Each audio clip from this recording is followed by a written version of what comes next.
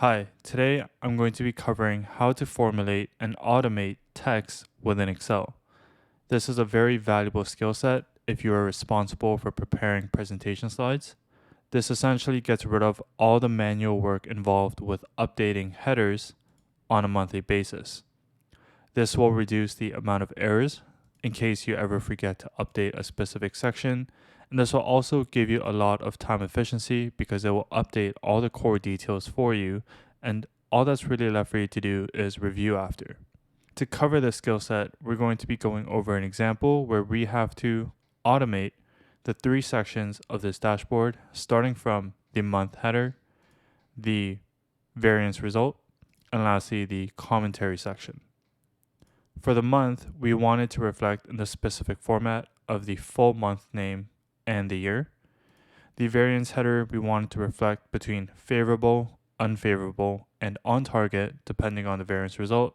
And lastly, for the commentary, we want it to automatically reference the relevant period, the variance result, and lastly, the specific operating expense that's contributing to the variance result. This workflow essentially starts from the easiest, which is the month header, then to a semi-complicated of the variance result, and lastly the commentary section, which is the most complicated section of formulating. We can see right now that this dashboard presents the financial results for May 2023, and we can see that the variance is positive as our costs are under the budget for around 1.1k. So the header is favorable accordingly. And lastly, the commentary would normally be performance of Shin Financials Inc. for May 2023 is favorable primarily due to marketing expense, which is contributing to around $823 of favorability. However, if I were to change this to, let's say, July, or actually let's use June, we can see that we're actually unfavorable. As a result, I would have to change the month here, change the header here, and then change the entire commentary. However, by formulating, we can actually get rid of all this manual process. We're going to begin with the month first, and we can directly insert the formula within these cells. However, I'm actually going to suggest a different approach where we create supporting cells at the bottom that will feed into these sections that we want to automate. So I'm going to be calling this section supporting headers. And the very first section that I want to automate is let's actually call this the period. And for the period, what we want to do is reference the period section here. However, notice that the format that we need it to be in is the full name of the month and the full name of the year. And right now, if I were to reference this section, it's not really going to give me that specific format. So here we're going to utilize the text function, which is going to be your most valuable function when automating text. I'm going to convert this value into the format of full month name, space, and the full value of the year. And you can see that it is the full name, comma, space, and the year, which is also reflected in the header right above. The next header that we're going to create is called variance result. And for the variance result, we want to return favorable, unfavorable, or on target depending on the variance result for the total expense. Here we're going to use the ifs function. However, if this function is not available in your Excel, you can also layer on multiple if. And within the ifs function, what we're going to do is ifs the variance result is above 0, then I want it to return favorable. If it's below 0, I want it to return unfavorable. And if it's 0, then I want it to return on target. And next, I'm going to reference the section over here. And now we have to work on the commentary. I'm going to backtrack here a little bit. The whole reason why I want to create the supporting headers here is actually solely for this commentary section.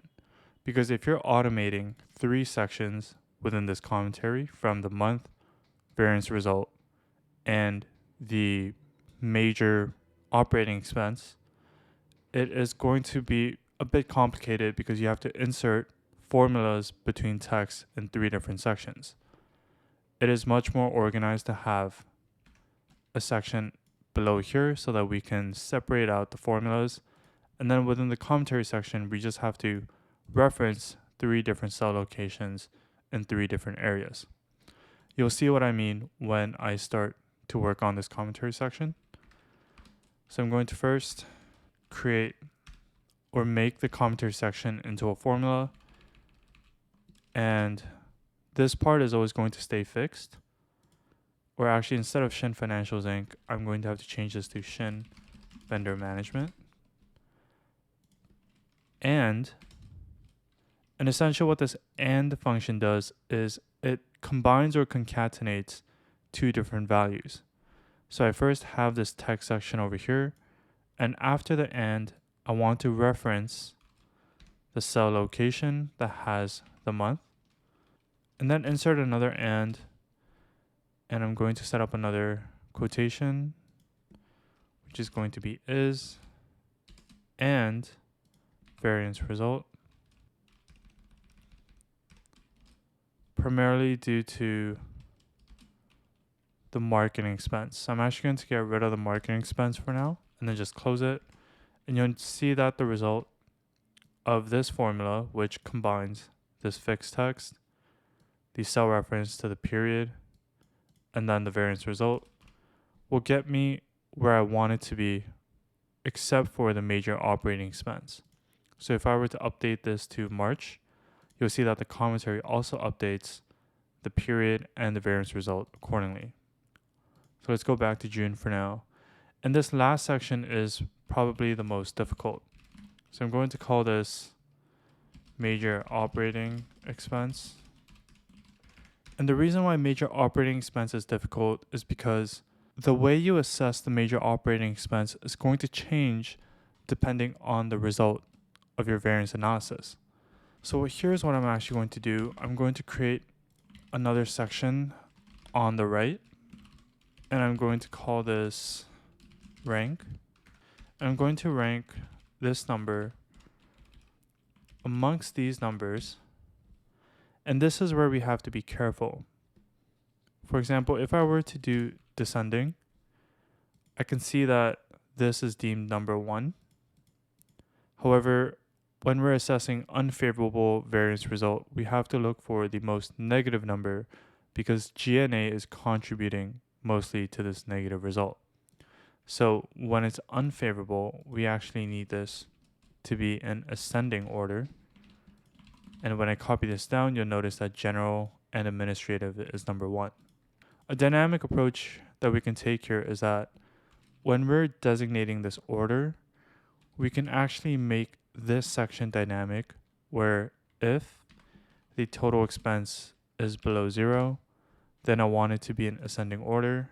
Otherwise, I want it to be in descending order. So now we have our rank over here.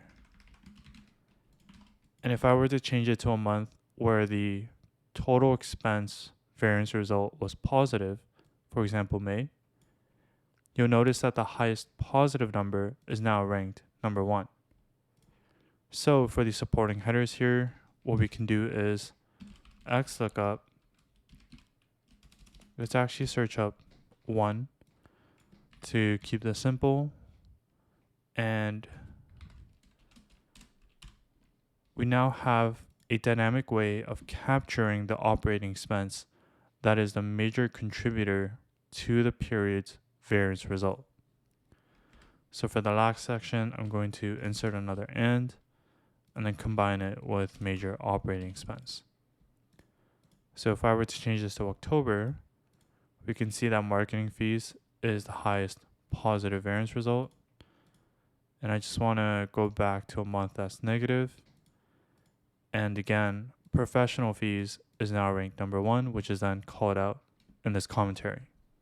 And if I didn't have the supporting headers here, I would have to insert these functions directly into these sections, which would still work, but it does get a little bit messy when you have long formulas in between fixed sections of text.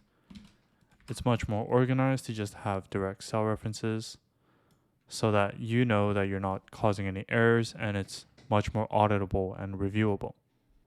I hope this helped you gain insight to how useful automating text can be, especially if you're responsible for preparing slides and dashboards for presentations, and that this video also gave you some key tips that you can also utilize in your workspace to find more efficiencies. This file will be available for download on my website for you to practice, and if you have any questions, feel free to reach out. I'm going to be uploading more educational content, so follow for more.